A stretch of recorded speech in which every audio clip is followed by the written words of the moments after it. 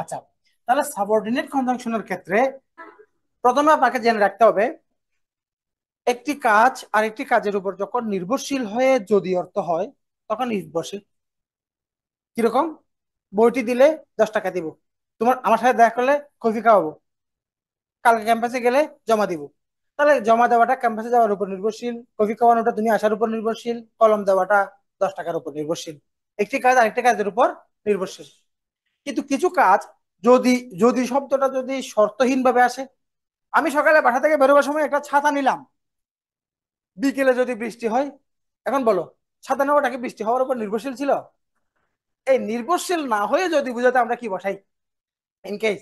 In কেসের পরে present simple tense বসে। ইন কেসের পরে কোন টেন্স বসে? Present simple tense. মনে করো I have taken an umbrella while getting out of the home, অথবা while getting out of home I have taken an umbrella in case it rains at evening। বৃষ্টি হবে কখন? ফিউচারে। বিকাল তো এখনো আসে নাই, বিকেলে বৃষ্টি হবে, ব্যাপারটা ফিউচার না? স্টেপ বলবো। স্টেপ ওয়ান হচ্ছে, দেখেন, সো ডট দ্যাট, 1 নাম্বার। যদি আমরা কোথাও সো এবং দ্যাট ব্যবহার করি, মাঝখানে কোনো একটি মাত্র শব্দ হয়, শব্দ কয়টি? একটি মাত্র শব্দ হয়, তাহলে শব্দটা হয়তো অ্যাডজেক্টিভ হবে অথবা অ্যাডভার্ব হবে। হুম, এখানে নাউন বসে না, নাউন বসে না। মনে করো she is so weak that she can't walk. হ্যাঁ, এখানে মাঝখানে কি বসছে? অ্যাডজেক্টিভ। তাহলে she speaks so politely that, হ্যাঁ, ইউ ক্যান্ট ইগনোর হার। মনে করো এখানে আমরা একটা অ্যাডজেক্টিভ একটা অ্যাডভার্ব দিয়ে উদাহরণ দিলাম। উদাহরণটা দিয়ে দেওয়ার পরে তোমার কাছে খুব সহজ লাগছে, কিন্তু ব্যাপারটাকে তুমি সিরিয়াসলি নিবে। এখানে আবারও বলছি, আমি আরো 2টা স্টেপ আছে, এগুলো একটু খেয়াল করতে হবে। এখানে সো হচ্ছে অ্যাডভার্ব। সো, শুধু সো হচ্ছে কি? অ্যাডভার্ব। এখানে মূলত কনজাংশনের ভূমিকায় আসছে কে? আমি ব্যাঙে দেখাই। ইজ হচ্ছে কি? ভার্ব। এখন হি ইজ সো পুয়ার, বিশ্বাস করো এটা একটা ক্লজ, এবং he can not afford it, এটা আরেকটা ক্লজ। দুই ক্লজের মাঝখানে কনজাংশন কে? দেখ, এই জন্য সো ব্যাপারটা, তাহলে এবার ব্যাপারটা সহজ হয়ে গেল না? এটা সাবজেক্ট, এটা ভার্ব, এটা মূলত কমপ্লিমেন্ট। কারণ হি পুয়ার, যিনি হি তিনি পুয়ার, এটা কমপ্লিমেন্ট। এটা কি? কমপ্লিমেন্ট। তাহলে কমপ্লিমেন্ট যেহেতু, কমপ্লিমেন্ট গুলো কি হয়? অ্যাডজেক্টিভ হয়, এটা অ্যাডজেক্টিভ। ওটা যদি অ্যাডজেক্টিভ হয়, একটা অ্যাডজেক্টিভ কে মডিফাই করে কে? অ্যাডভার্ব। এটা অ্যাডভার্ব হিসেবে আসবে। না, কমপ্লেক্স। সো দ্যাট, দ্যাট, আবার সো এবং দ্যাট। সো এবং দ্যাট এর মাঝখানে যদি আমি একটি মাত্র শব্দ বসাই, এক ধরনের হিসাব। একটি মাত্র শব্দ না বসিয়ে আমরা যদি এক জোড়া শব্দ বসাই, তখন নাউন আসবে। কিরকম? এখানে নাও, এখানে মাঝখানে এসে তুমি দেখবা এরকম determiner plus noun, determiner plus noun. কিরকম? মনে করো এবং কি, মেনি। কাউন্টেবল নাউন বসলে, কাউন্টেবল নাউন বসলে মেনি, আনকাউন্টেবল নাউন হলে মাছ, এভাবে বসবে। তাহলে এখানে দেখা যাচ্ছে সো এবং দ্যাট। সো এবং দ্যাট এর মাঝখানে আসছে কে? মেনি বুক। তাহলে বুক না বুকস? হ্যাঁ। তাহলে অথবা আমি যদি লিখি হি, তাহলে এখানে দেখা যাচ্ছে আমরা সো এবং দ্যাট এর মাঝখানে মাছ ইনফু এই বিষয়টা ব্যবহার করছি। এটা হচ্ছে দ্বিতীয় নাম্বার। এইটুকু পর্যন্ত তোমার কাছে সহজ সহজ লাগছে এবং সহজ। হ্যাঁ। আবার তাহলে 1 নাম্বার কি ছিল? সো এবং দ্যাট এর মাঝখানে একটি শব্দ হলে অবশ্যই কি হবে? অ্যাডজেক্টিভ। কি বসবে না? নাউন। নাউন বসবে না, ওটাকে বারবার focus.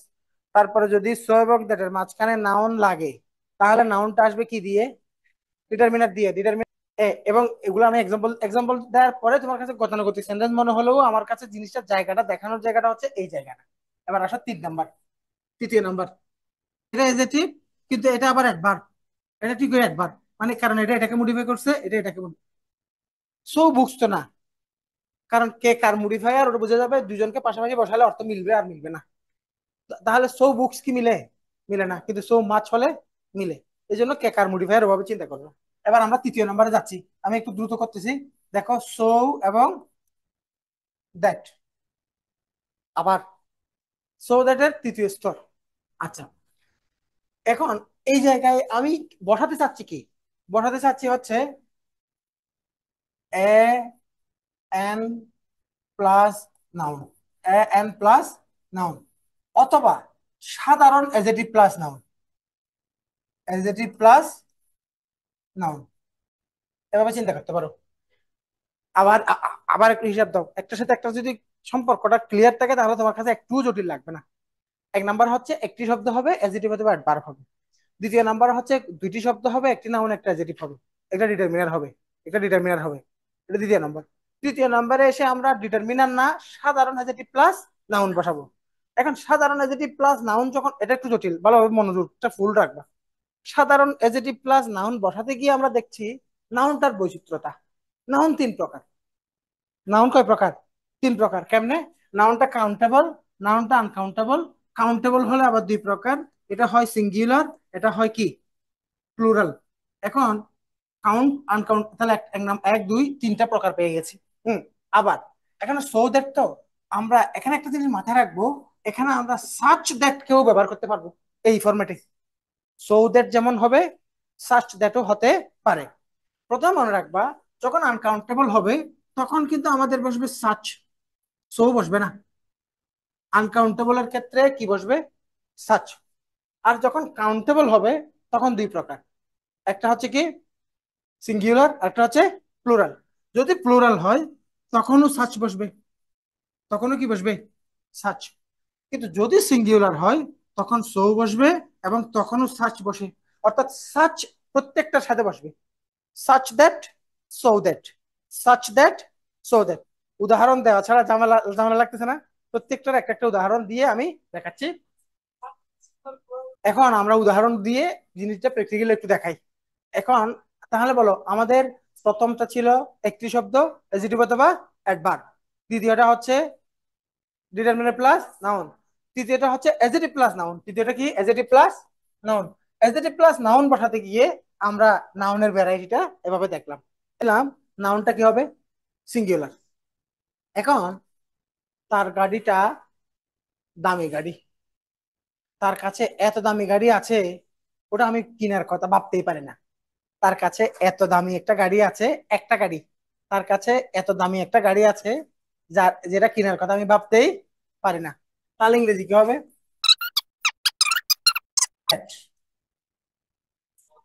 I can't think of buying that. Hmm, এভাবে বাক্য কথা। এবার আসো, এটাকে আমরা কি দিয়ে লিখতে পারি? সাচ, সাচ অ্যান, এটা ইম্পর্টেন্ট পরীক্ষায়, এটা এখানে আর একটা ঝামেলা আছে। এক্সপেন্সিভ কার দ্যাট, এখানে আমি আবার পুরোটাই লিখলাম। দেখো, আমাদের লেখালেখি বন্ধ করে এদিকে তাকাও, দেখো সো এবং কি দ্যাট, মাঝখানে আসছে কি কার, এটা হচ্ছে নাউন। এই নাউনের আগে একটা সাধারণ অ্যাডজেক্টিভ বসছে না? তাহলে একটা সাধারণ অ্যাডজেক্টিভ যখন কোন, মন দিয়ে শুনো লেখালেখি পরে, একটা সাধারণ অ্যাডজেক্টিভ যখন কোন নাউনের আগে আসে এবং তার সাথে যখন একটা ডিটারমিনার থাকে, আর্টিকেল গুলো ডিটারমিনার, ডিটারমিনার সবসময় আগে চলে আসবে। যেমন আমি যদি লিখি আবু, এভাবে লিখবো। কিন্তু যখন আমি বইয়ের জন্য আরেকটা অ্যাডজেক্টিভ যোগ করব, তখন এভাবে হয়ে যাবে না?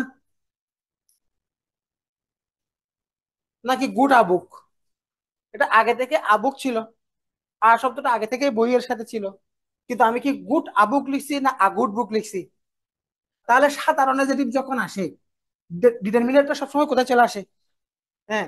তাহলে আগে আমি চলে যদি আসে। এখানে, হ্যাঁ, এখানে মনে করো, আমি বইটা সুন্দর, তাহলে আমি কি নাইস আ গুড বুক নাকি আর নাইস গুড বুক লিখবো? তাহলে যত এজেটিভ আসবে, যত আসবে, ডিটারমিনেটটা শুরুতে চলে আসে। তাহলে এখানে যেহেতু এজেটিভ আসছে, নিয়ম ছিল আ এক্সপেন্সিভ কার হওয়া। কিন্তু যখন তুমি সো ব্যবহার করবা তখন এখানে এটা নাউনের পাশে লেগে থাকে, এদের একটু বাইরে থাকবে, যেটা আর অন্য কোথাও ঘটে না, অন্য কোথাও ঘটে না। Important for exam, quite important for exam, very very important. 580টা স্টার দাও। হ্যাঁ, নাইস আর গুড দুটাই এডিটিভ, কারণ নাইস বুক, গুড বুক। ওই যে কে কে কার সাথে পাশে বসালে অর্থ দিবে, সে তার মুড়ি ভাই আর। তাহলে কিন্তু যখন একই কথাটা আমরা সার্চ দিয়ে বলবো, সার্চ কিন্তু আবার ওই ভেজালটা করে না, দেখো। যেমন কার আসছে, এক্সপেন্সিভ আসছে, ডিটারমিনেটিভ আগে চলে আসছে, এই জন্য such an expensive car, such an expensive car, নাকি such expensive a car, such an expensive car. কথা বুঝছো? তাহলে সে এত এরপর এবার আসো দ্বিতীয় নাম্বার। দ্বিতীয়, এই এলাকার মানুষগুলো এত ভালো, তুমি যে কাউকে বিশ্বাস করতে পারো। এরপরে you can believe in anyone, believe in, believe on নয়, বিলিভ ইন, কিন্তু rely on, you can rely on any one of them. আচ্ছা, এখন কথা হচ্ছে, দেখি আমাকে বলো, এই বাক্যটাকে শুদ্ধ না ভুল? This area has so good people that, নাকি such good people that? Good, এই তো এখানের সাথে এখানে আছে না, দেখে তোমার কাছে ভুল ওই মনে হচ্ছে না? না, এখানে আবার কি ভুল আছে, এরকম মনে হচ্ছে তো? কিন্তু গ্রামার বলে এখানে সো ব্যবহার হবে না, এখানে কি ব্যবহার হবে? Such, such good people that, কারণ পিপল প্লুরাল, পিপল কি প্লুরাল। তৃতীয় নাম্বার, মনে করো এই পুকুরের পানিগুলো এত স্বচ্ছ যে তুমি তোমার চেহারা দেখতে পারো, এই পানিতে তুমি তোমার চেহারা দেখতে পারো। তাহলে আমি লিখলাম, you can you can see your face in it. তাহলে এবার বাকি আমি প্রত্যেকটা বাক্যে কিন্তু সেকেন্ড অংশটা আর লিখিনি, এটা তোমরা নিজেরা লিখে নিবা আর কি, আর জায়গায় রেখে দিবা।